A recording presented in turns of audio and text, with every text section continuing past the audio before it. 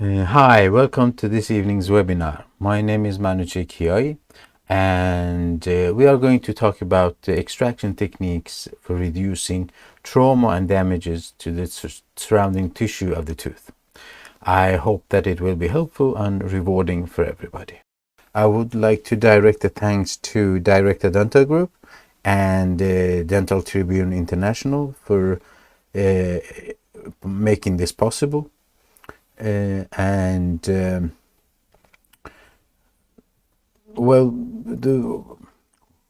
this webinar has its backsides, and one of these backsides is that you miss out on the interaction with the participants.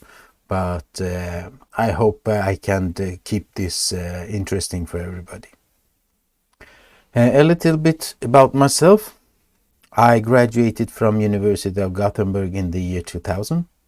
Although the building was very dull and the professors very demanding, in hindsight, I can say that I had some of the best years of my life there. And it's understandable I developed an interest in periodontology and implantology because I had some of the world-leading specialists as my tutors. In 2002, I completed a diploma course in periodontology at the University of Gothenburg, and then in 2004 a diploma in oral surgery, and in 2006 a diploma in implantology from Malmö University. I live in Stockholm, and I have been running a private dental clinic in Stockholm since 2006. We are 10 people working here at the clinic currently, 2 full-time dentists, 1 part-time endodontist, and 4 dental hygienists, and 3 dental assistants. Even though we perform a full spectrum of dentistry, except orthodontics, of course, we perform a great deal of surgical treatments, such as implant surgery, treatment of impacted wisdom teeth, and treatment of periodontitis and periimplantitis. And we also perform a bit of prosthodontic reconstruction of the dentition. And with the increasing demand for fixed dentition, the demand for implant treatment increases. And in most cases, we have to do quite extensive pre-treatment to be able to prepare for the permanent prosthodontic treatment. And that involves almost always extraction of a few teeth. And that leads us to today's topic. Even if we try to be minimally invasive in our treatment, sometimes the extent of the damage to the teeth are so great that they are beyond repair. And the most common reason for extractions of teeth are caries and periodontitis. Other reasons are periapical infections or just creating space for orthodontic treatment. What we do is we extract damaged teeth so that we make it possible for the tissue to heal, so that we can restore the occlusion and the dentition. And the question is, can extraction be tissue friendly? Well, an extraction is always very traumatic to the tissue involved. So what we can do is to try to keep the trauma to a minimum. When considering extracting a tooth, it is important to minimize the trauma to the surrounding tissue. The less trauma you cause the tissue, the better and easier the healing will be. A good healing is imperative for recovery of both the soft and the hard tissue morphology. This is most important in the aesthetic region. And when extracting a tooth, it is always important to have a plan for the replacement of the tooth and the restoration of the occlusion. For instance, if you plan to replace the tooth with an implant retained crown, it becomes very important to preserve as much of the surrounding bone as possible, so that we can restore not only the tooth and the occlusion, but also the soft tissue morphology and the papilla. And the aim should be to extract the tooth without damaging the surrounding alveolar bone. This will enable the bone to recover more quickly and with less resorption and loss of volume. And also, it is important to be minimally invasive to the surrounding tissue when we plan for a tooth retain construction. The preservation of the alveolar bone volume is essential for restoring the anatomy of the soft tissue and achieving good aesthetic results. The anatomy of the mucosa and the restoration is important not only for aesthetic reasons, but even for maintaining good oral hygiene. So, when planning a tooth extraction, our main goal should be to minimize the trauma to the surrounding tissue and to preserve the integrity of the alveolar socket as much as possible. To minimize the trauma to the alveolar tissue, one should try to break the fibers of the periodontal ligament without causing damage to the soft and the hard tissue surrounding the tooth. And it is very important not to fracture the bones, the bony wall of the socket. Traditionally, extractions are performed by elevating the tooth from its socket. For this, elevators and forceps are used to tear the periodontal ligament and widen the alveolar socket so that the tooth can be removed. With this approach, you have to apply great force. This increases the risk of fracturing the root and the bony wall of the socket.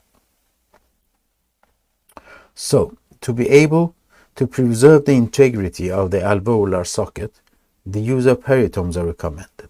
These you see in the pictures, the ones in the middle are elevators from beginning of last century, and the other one in the top left and lower right are the more modern version of them. I will get back to how to use the elevators.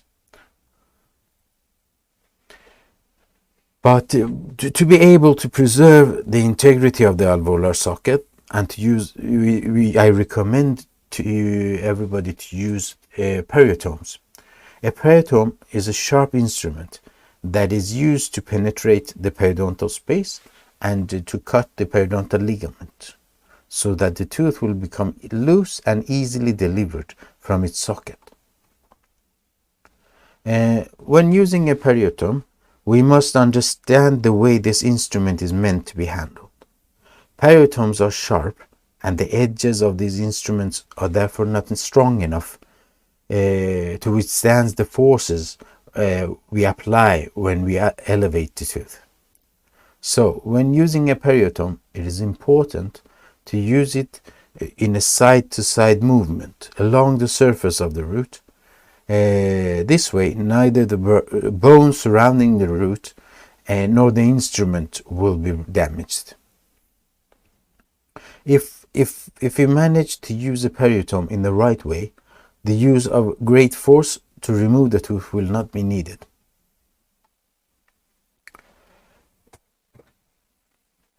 And in cases where multi-rooted teeth are to be extracted, separation of the root prior to luxation are a good way to ensure that the trauma to the surrounding tissue is minimized. It is very difficult to avoid the fracture of bony walls of the alveolar socket if the tooth is extracted without separation of the roots. Therefore, I recommend separation of the root whenever multi-rooted tooth is to be extracted. I'm going to go through a couple of clinical cases, and then I go through the instruments I usually use and what I think is a good way of using them, and how we can achieve a good result. This is a 75-year-old female patient. She visited our clinic reporting a loose crown on the tooth 2-6. The tooth had been endodontically treated in the past and had a carbon fiber post. The tooth had been prosthetically restored and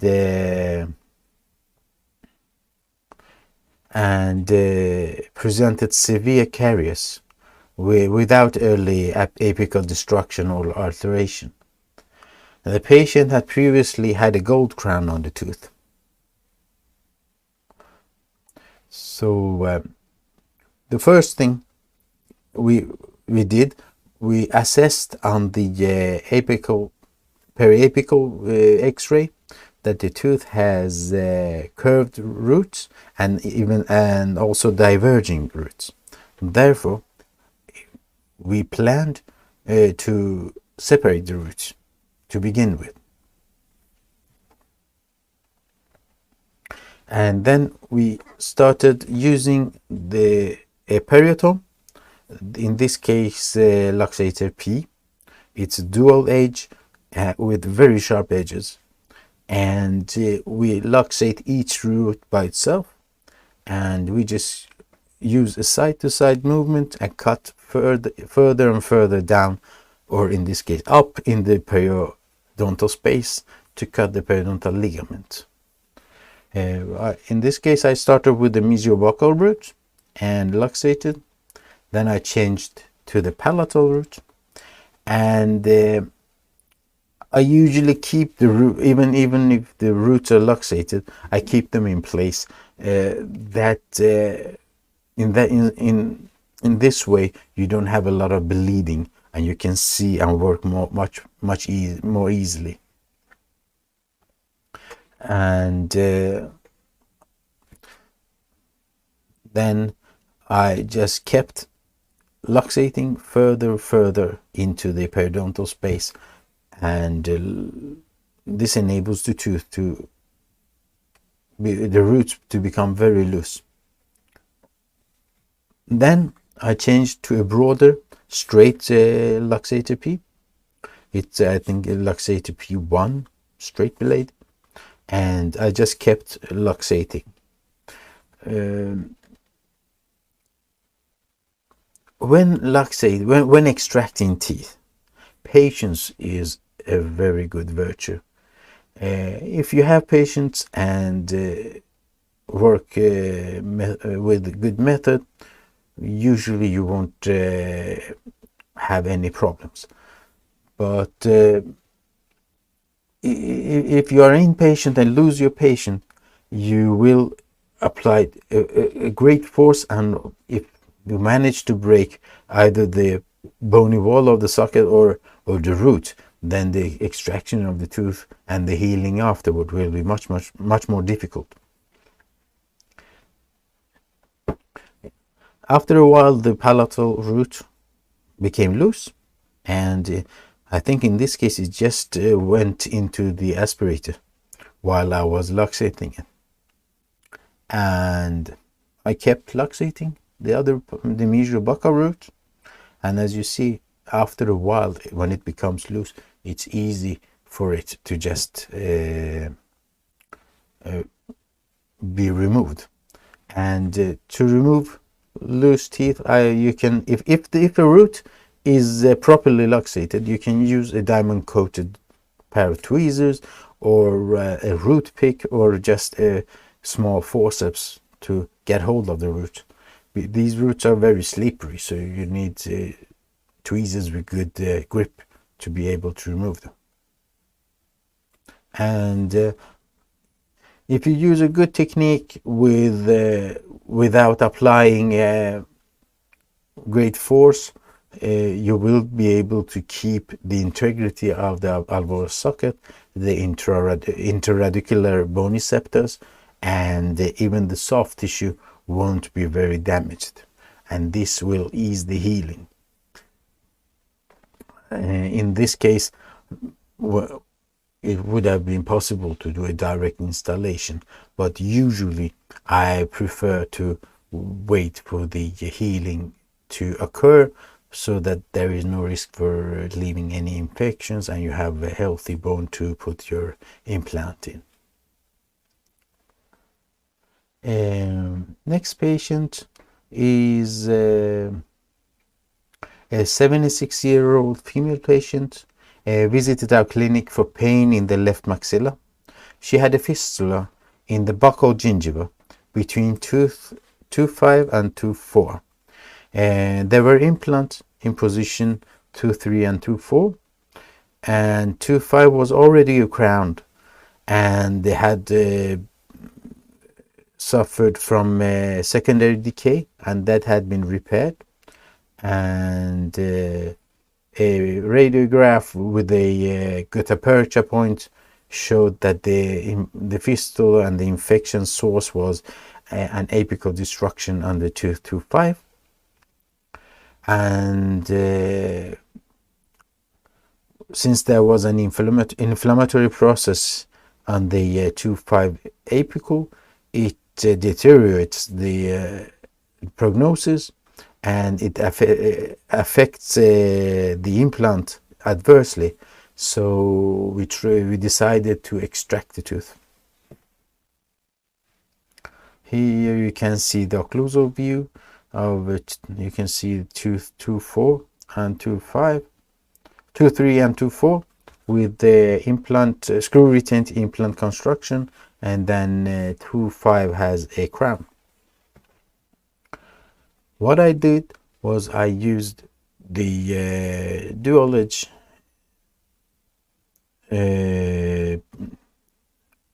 periotome and started to cutting the periodontal ligament and work myself into the periodontal space. As you can see in this picture, I use my fingers to support the instrument. This way the risk for slipping is minimized, and it's much more stable to work, and the risk for injuring the patient and damaging the surrounding tissue of the tooth will be minimal. And I always use my fingers from the non-working hand to support my instrument and the patient's jaw. This way I know that the patient won't move away, and I have full control of the surgical area. And when you patiently luxate a tooth, eventually the crown breaks and leaves you with a broken root and usually a lot of difficulties. But what you need to do is just keep luxating into the tooth and working yourself into the periodontal ligament and cut the periodontal ligament until the root is loose. As I said earlier, the key to success in this case is patience. Just keep working in a side-to-side movement and cut the periodontal ligament, and eventually the root will become loose and you can pick it out. Now a little video of what I usually use for perform extractions and how they are made and which technique should be used to when performing the extraction with them. Luxator Forte is an elevator with a strong working part. It's designed to be used as an elevator with a rotating movement. It's designed to put a pressure on the tooth and pry it in the direction out from the alveolar socket. Its edge is not sharp at all, and you won't be able to cut the periodontal ligament with it. The only way I use it during an extraction is when the tooth is properly luxated, and I only need a little bit of force to deliver the tooth from its socket. So in my clinical workflow, I use it only at the very end to avoid damaging the edges of my luxators.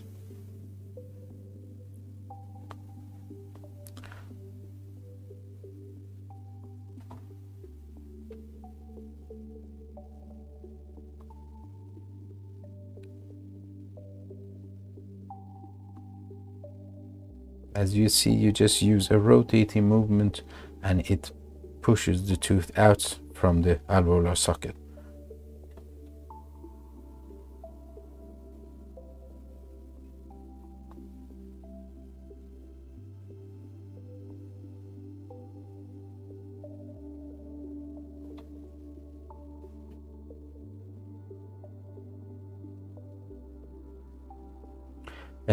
The luxated periotome is a periotome with a very sharp edge that allows you to cut into the periodontal ligament, and that way luxate the tooth so it can be extracted from its socket.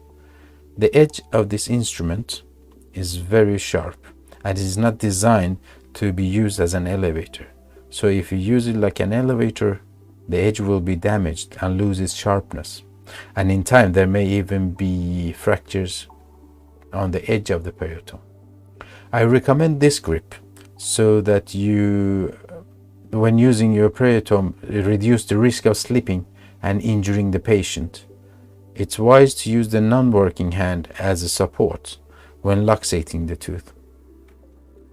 I usually start with a small luxator, and once I feel that I have created access to the periodontal ligament, I change to a broader one. I try to use my index finger to support the working part throughout the whole time.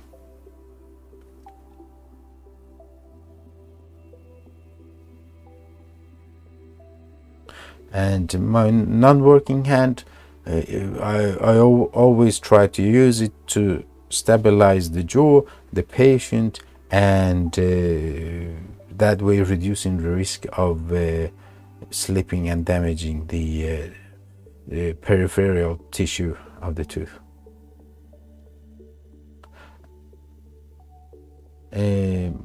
My personal favorite is the Luxator P.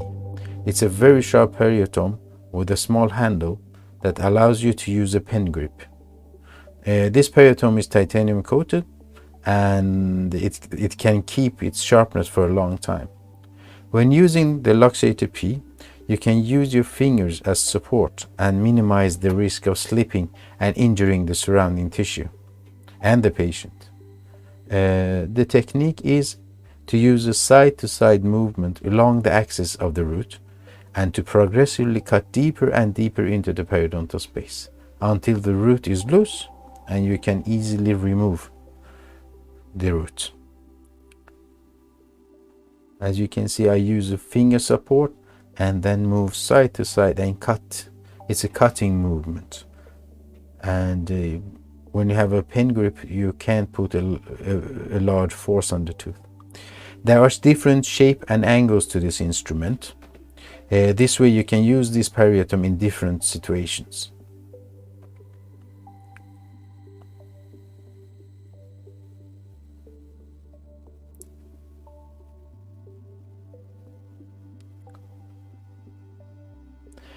This instrument is ideal for luxating the distal part of the last molar and avoid tuber fractures in the maxilla. And as you see, I use a supporting finger and luxate the tooth with a cutting movement side to side. Same technique applies to the luxator.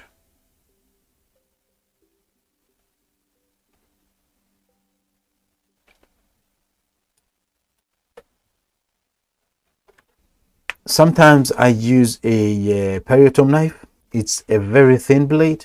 I use it when the buccal bone plate is very thin. The average thickness of the buccal bone is somewhere around 0.5 millimeter. So, and that differs in different parts of the maxilla and in different patients. There are different types of patients. And I usually use this to start with. It's very sharp and it's easy to make space for the other instruments. And then we have the periotome Luxator P, and I like this very much for the ability to use a pen grip. As I said, when you have good instruments and good technique, most of the times you don't need to apply a great force.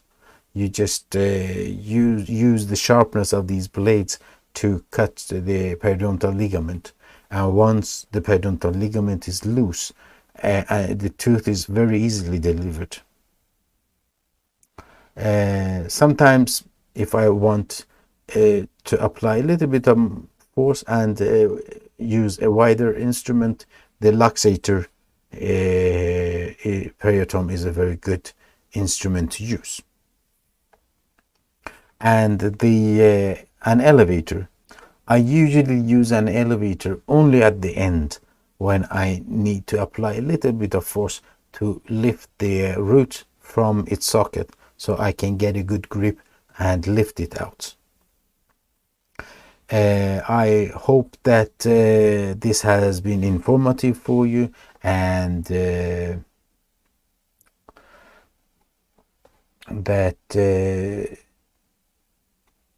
you've had that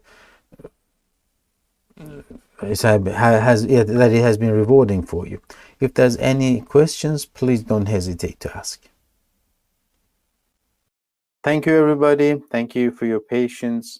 I hope that you have enjoyed the webinar and that it's been useful for you. We can have some questions and answer. If you have any questions, please type it and I'll try to answer it to the best of my ability. Dr. Sadaf writes that he would like to have a session about surgical extraction of third molars. I think on the Directa Dental's website, on the webinars, Dr. Jason Motta has a webinar that can be seen on demand. And I myself am a big fan of Dr. Jason Motta, and I think that webinar is just swell. But please watch that, and if you still think that that is a subject to be addressed, I'll try to do that later on. And there is a question about how do you keep these instruments sharp? I've been using luxators for about 15 years now, and the luxator P's for about, well, as soon as they came out, I started using them about a year or two. And I haven't had the reason to sharpen them, but there are, I've sent some of my luxators to a company who does that. And at least here in Sweden, it doesn't cost a lot to have them sharpened. But those luxators who are titanium coated, I don't think you ever need to sharpen them. They last many years.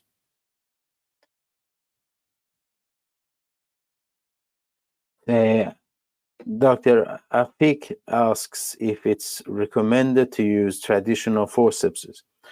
Well, there are many methods, and every surgeon does it differently, and I just advocate the way I think it works best for me. And I mean, in teeth that are periodontally damaged, I still use luxators, and then I lift the tooth out with the forceps. I almost always use the forceps to lift the tooth out of its socket.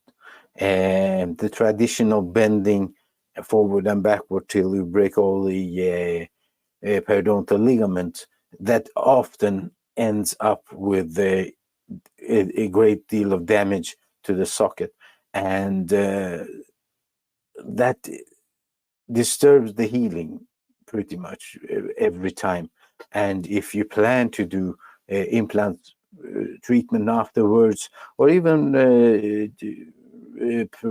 traditional tooth supported prosthodontics, I wouldn't recommend that.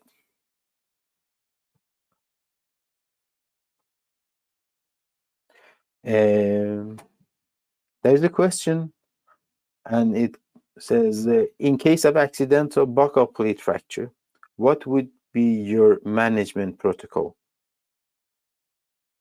If the buccal plate fractures, and it does, I mean, the thickness of the buccal plate, as I said, in most cases are just 0.5 mm, and of course it does fractures sometimes.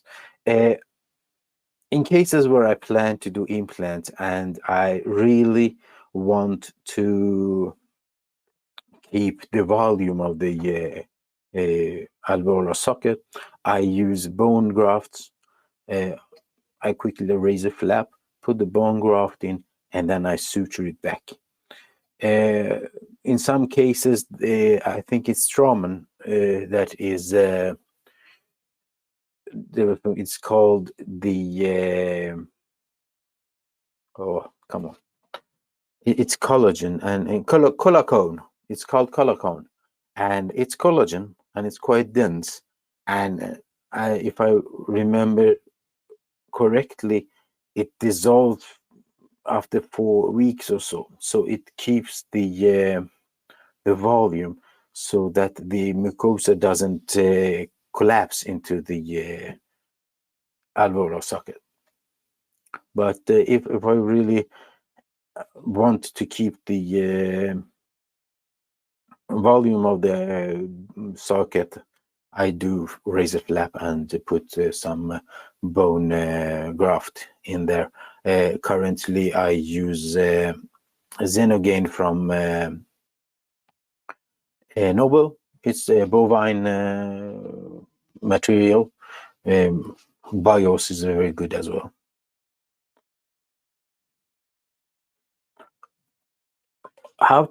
There's a question, how to luxate anterior teeth.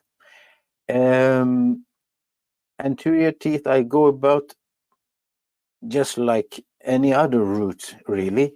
But as I showed you, I have a periotome knife that is very, very thin. And I start with that one. And I gently and patiently go around the root to to cut all the periodontal ligament. And then I change to the, nowadays I change to the Luxator P or any other luxator, and I luxate. I never use an elevator. And when the tooth is properly luxated, I just lift it out with the forceps. Sometimes you can use some teeth, for instance, centrals have a round root, and then you can, after you have luxated properly, so you don't fracture the buccal plate, use a forceps to root it gently and lift the root out. Another question is how to avoid tuberosity fracture while extracting upper 8.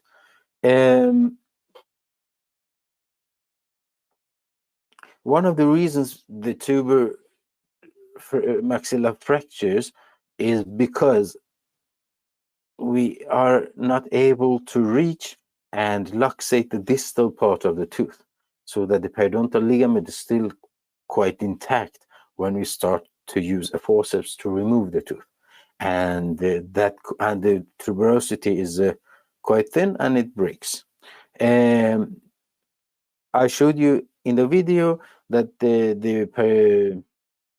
Luxator P series has a one of the instruments are bent like 90 degrees, and that is perfect, reaching distal part of third molars and luxate that.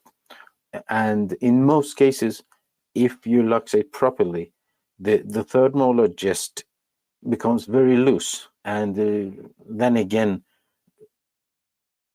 I just use a forceps to get the hold of it and remove it. I do not luxate with a forceps. I don't remember when the last time I did that was really. But if you luxate distal part of the operate, you very much avoid fractures of the tubia. Techniques for impacted third molars. Well, as I mentioned earlier, that's an entire webinar by itself, and I recommend you to watch Dr. Jason Motta's webinar on Directa Dental's website, and that's, I mean, it's surgical extractions, and then we have to go about with the flap raising flap technique and the osteotomy, and all that has to be addressed.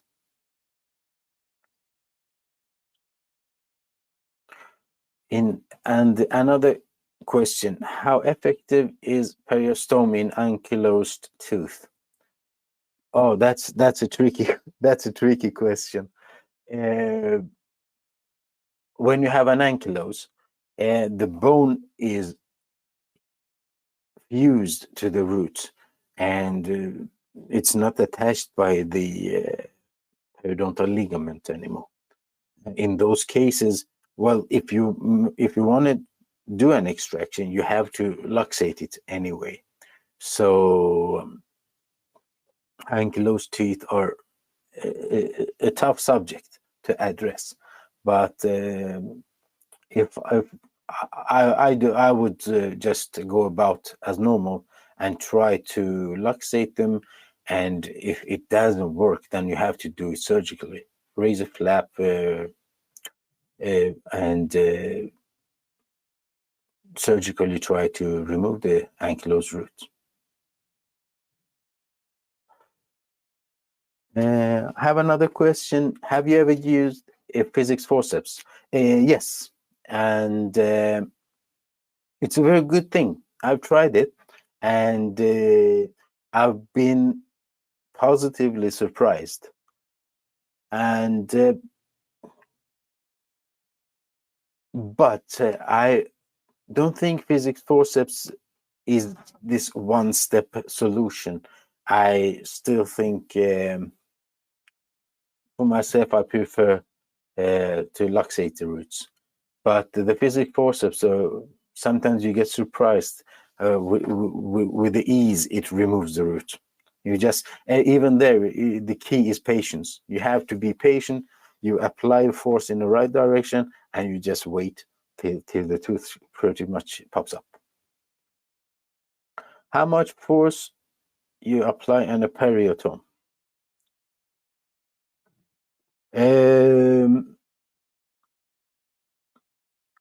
As I showed in the video, I use the Luxator P, and the other one, the periotome knife, and those you have a pen grip. You cannot put a lot of pressure. You just test with a pen how much pressure you can put on a pen or pencil to see that. But of course, you have to use a little bit of force to work yourself down into the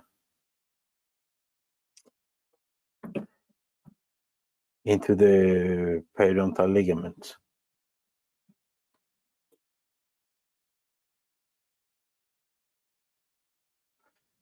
Another question is, how does side-to-side movement help better than rotation movement?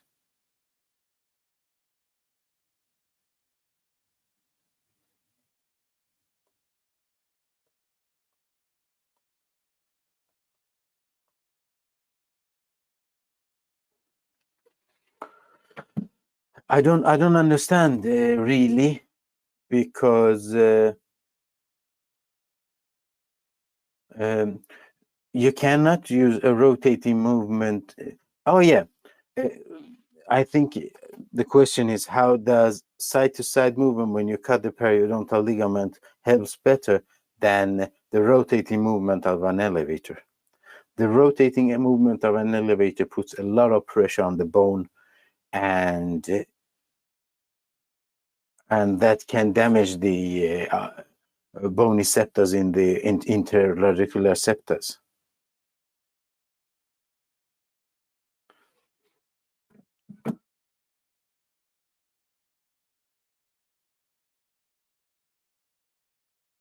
I just write a comment.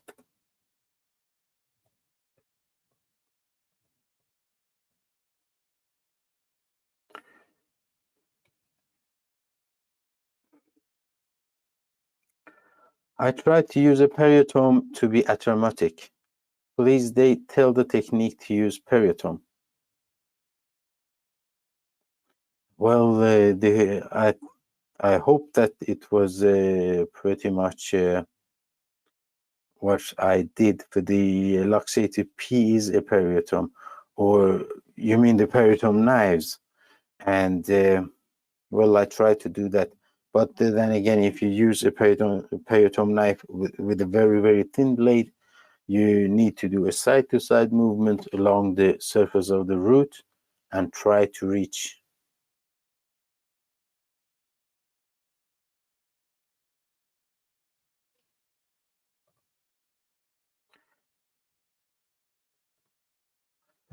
And try to reach the periodontal ligament and cut it with the periotome.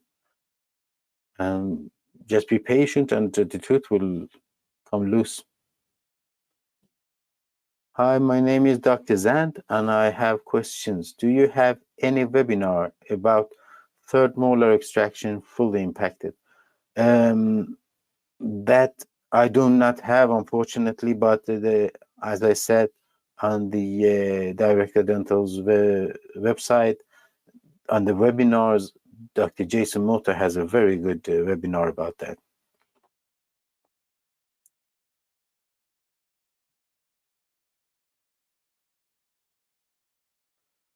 Is periotome effective in removing apical 1/3 root pieces?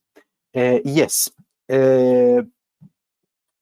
For example, the Luxator P series, you have a dual edge instrument with a tiny tip on it. I find that very helpful when, for instance, you have a fractured root, or for any reasons, if it's fractured during the extraction or because of trauma or anything, you can use that, or the periotome knife with a thin blade. You can use that one to remove it, but the dual edge is a great rescue kit for that one.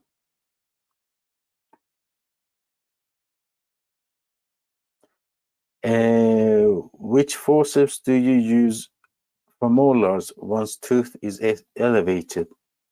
Oh, I have a special one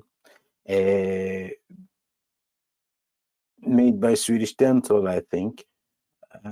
I very much love to use it. It's quite different and can be used in molars, both lower and upper jaw, but really any diamond coated forceps will do. You just need a good grip so it doesn't slip. Thank you for informative lecture. Do you have any tips for every very badly broken down tooth, especially upper premolars? Sometimes have difficult finding point of engaging the tooth. Yes, well, I think everybody recognize that. Sometimes it's very difficult, and upper premolars have a fossa along the root, and that tends to keep them in place, and it's very difficult. For reaching and having a point of engagement, the periotome knife is the very, very good instrument. I'm successively starting to find the Luxator P a very good instrument for that. So I'm using my periotome knife less and less, but a thin, sharp instrument to find the edges of the root, and then try to make your way down into the periodontal space. And sometimes you have to separate the tooth, even if it's a one rooted tooth. A root, it's helpful to separate it in two pieces, and then you have a point of engagement there and remove it that way. Another question is, what are key tips and tricks to follow during extractions? Well, uh, have patience, have a routine. So mm, I am somewhat, I don't know if it's called OCD, but I have to have my instruments in order. You have to know which instruments. My instruments have to be sharp. In many cases, I use loops to see better, and most times I have encountered difficulties has been when I lose my patience and use force, and that either the root breaks and then you have a very hard time reaching it. You have to switch to surgical extraction. That's annoying, time consuming, and really just often be patient. And a friend of mine once said, diagnosis is half of the treatment. And it's true. You have to have good apicals or CBCT, and have a good knowledge of the anatomy of the tooth and the root. That way you can decide how to go about extracting. So it starts with a good apical diagnosis and then a good plan to start. And as I mentioned in the webinar, the planning is the key. You have to have a plan for after the extraction as well. Now I'm extracting this tooth. What will I be doing afterwards? So I think be patient, use sharp, good instruments, good technique, and have information about the tooth you are going to extract. That helps to plan.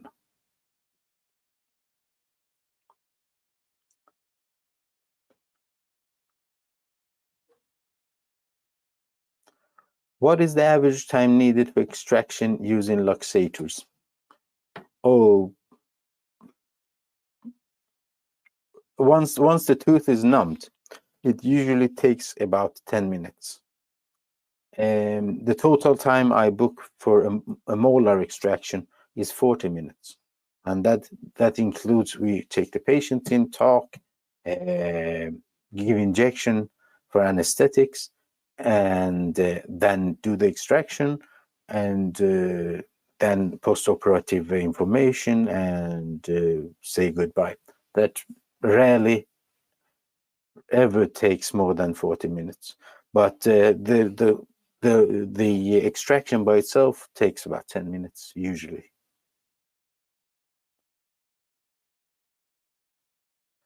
Another question is, dear colleague, do you find the titanium coated luxators importantly better compared to non-titanium coated? Well,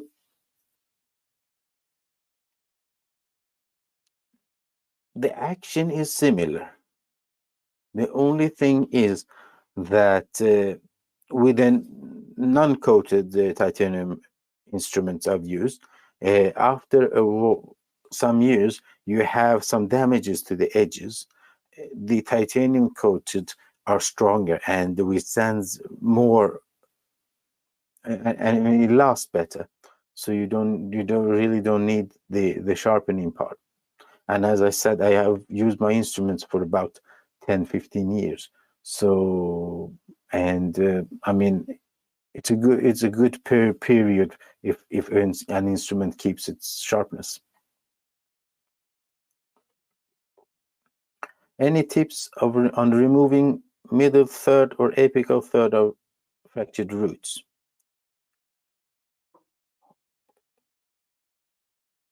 Well, as I said earlier, it's sometimes you have to have good X-rays and good plan, and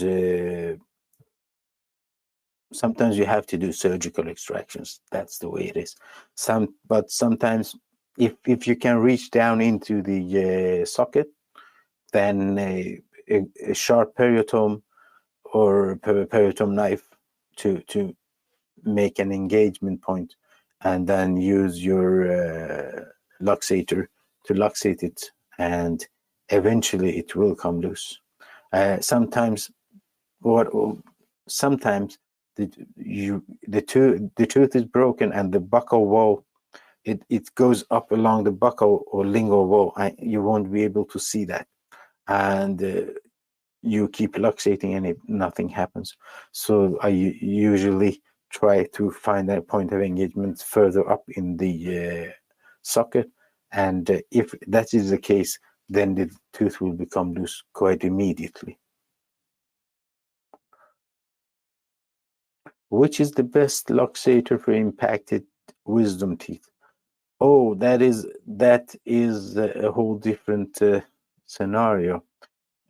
For impacted wisdom teeth, I use almost always a wrist flap and a peritom knife, and in those cases, I do remove quite a lot of bone and free the tooth to find a point of engagement. And I always separate the wisdom tooth in pieces, and then I use elevators to separate. I make a point in the engagement, I separate, and then I use an periotomes to or luxators to remove the roots. But that's a whole different webinar, really.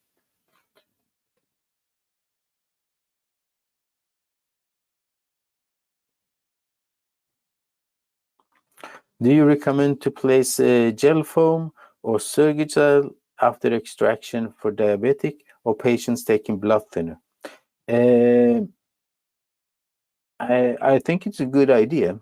I haven't used gel foam myself. I use colocone. I use well, really anything that binds and makes the blood clot better.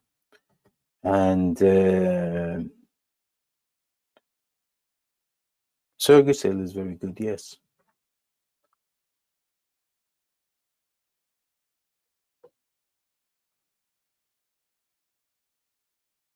Techniques to extract a delacerated tooth.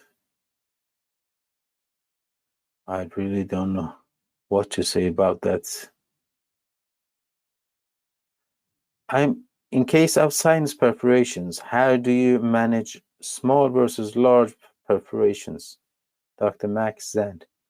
Oh, in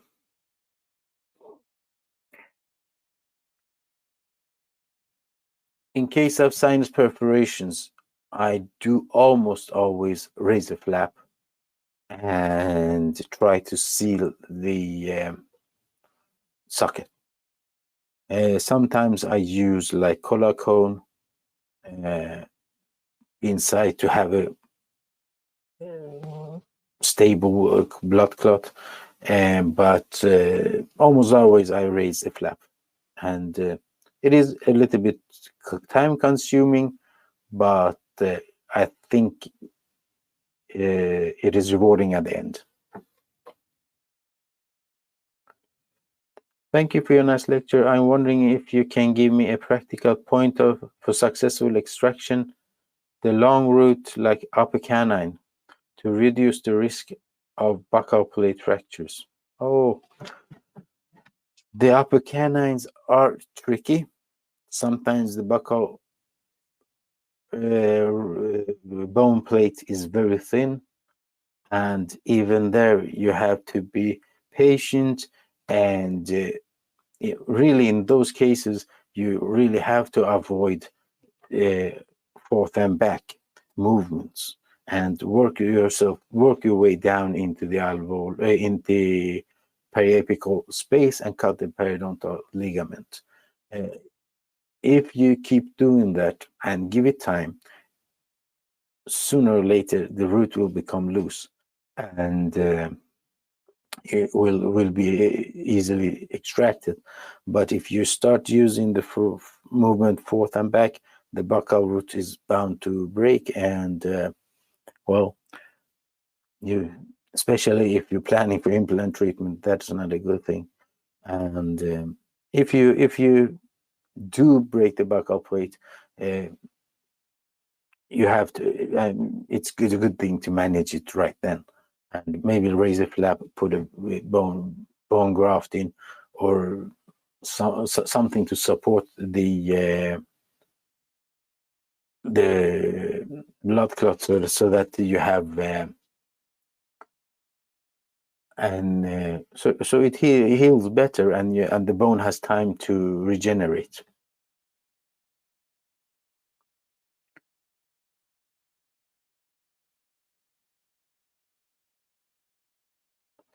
How to extract upper molar will accidentally fracture. Tips, even it is fracture tips, even if it's loose. Yes, often it's because there are bends, there are bent. I mean, the roots are curved, and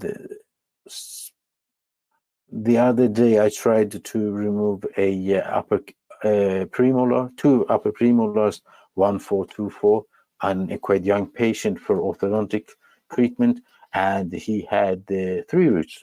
The buccal roots were very thin roots, and the tooth became very loose after I luxated. But then when I lifted out, it broke. So, and the hard part was actually the root was loose, but the hard part was to get hold of it and kind of fish it out of the socket. Eventually, we managed, but that's a hard one. That's a very hard one. But as I said, sometimes you have to even remove the intraradicular septa to be able to reach further down and remove that. It's not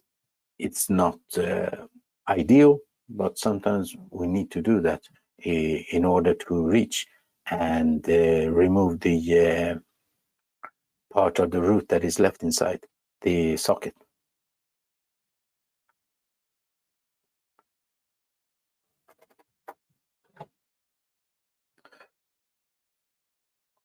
Another question is, may I know what is your management to extract tooth ankylosing? That's a hard one. I almost always, if I suspect an ankylosing, I do raise a flap and I prepare myself that it's going to be quite extensive damage to the socket. And in those cases,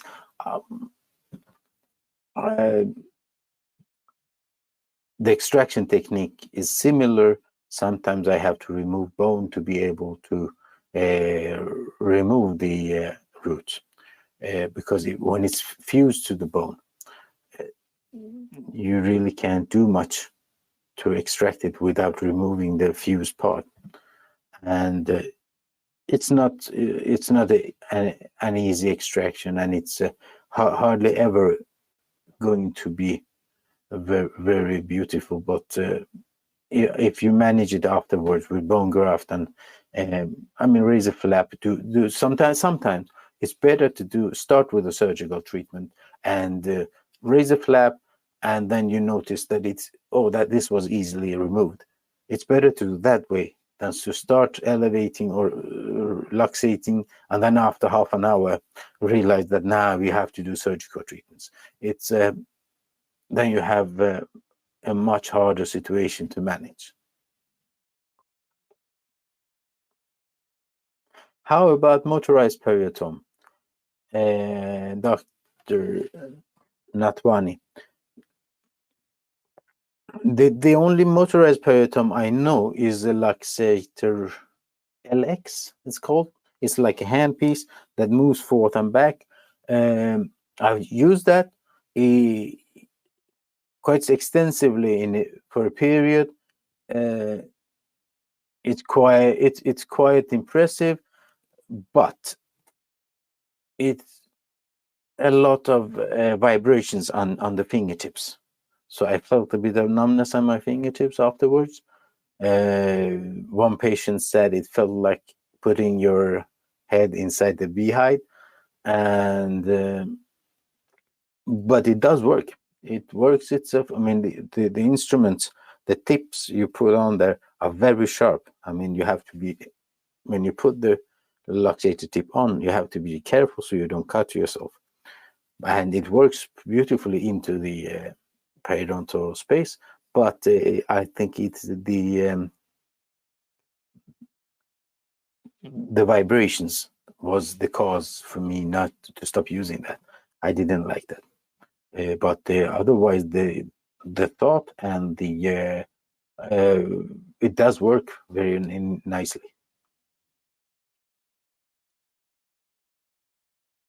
Okay, a more precise procedure in a few steps for ankylosed tooth extraction, please.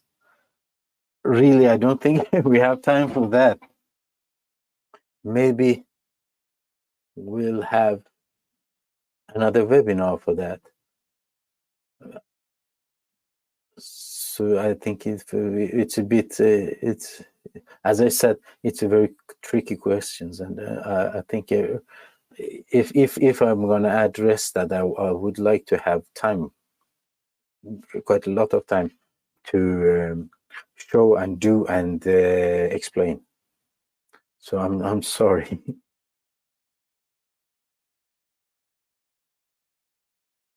How do you extract curve root with luxators? It's just the same technique. Actually, yesterday I filmed. We're trying to have instead of pics and stills, I thought maybe it's better for the webinars to have a film showing how I use the Luxator P, and we filmed it yesterday, and that tooth was quite curved. I mean, it was in a bend, and then they were twisted, and then at the tip it was just like a hook. So, and they did come out pretty neatly. The only thing was a little bit of the intraradicular septa was broken, but sometimes when all the difficulties are there, it's difficult to keep the integrity of the alveolar socket the way you really want it. How do you avoid root tips dislocation into the infratemporal fossa? And what is immediate treatment if it happens? Oh, honestly, that has only happened a couple of times. One time I had to raise flap and remove it. No, the other. It doesn't happen very often. Infratemporal. It doesn't. I mean, sometimes if it breaks, it just stops in the just outside the alveolar ridge, and then it's easy. You raise a flap and you remove it.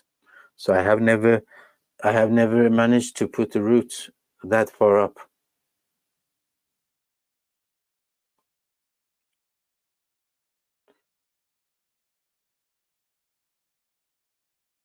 Any tips or tricks to remove and retrieve 2-3 millimeter of fractured root tip?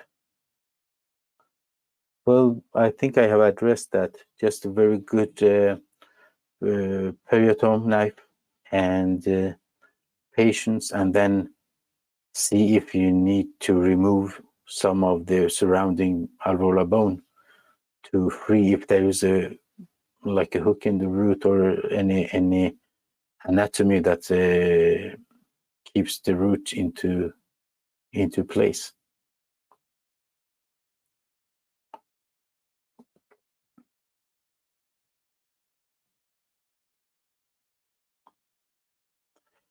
What is difference between luxator and elevator? Oh, that I think that was the whole webinar. That was what the whole webinar was about. Luxators are sharp, elevators are not sharp, and the luxators cut into the periodontal ligament. You won't ever be able to cut into the periodontal ligament with an elevator since it's much thicker, and it's two very different techniques.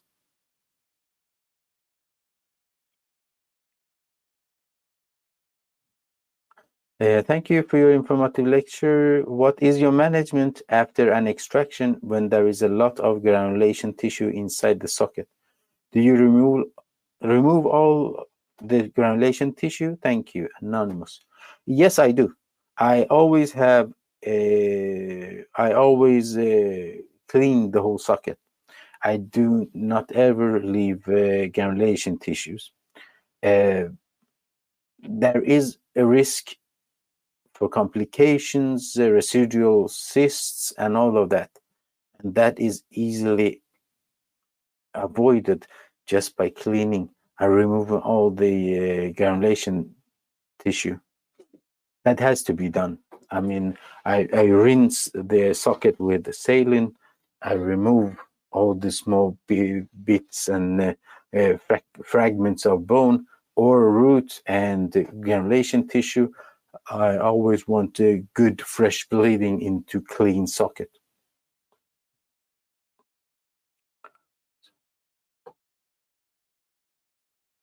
How do you luxate impacted canines? Honestly, I have never tried one. I have always sent it to the, I mean, I usually, those cases, I send them first to the orthodontist and then they have to manage it with the surgeons or surgeons to have a plan. That's outside my work field, and I have never encountered a grown-up patient in need for that. So I have never luxated an impacted canine, really.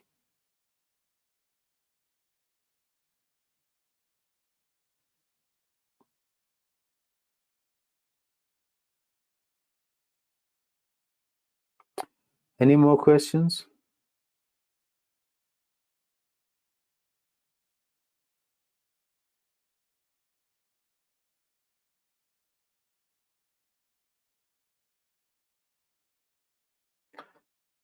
Well then,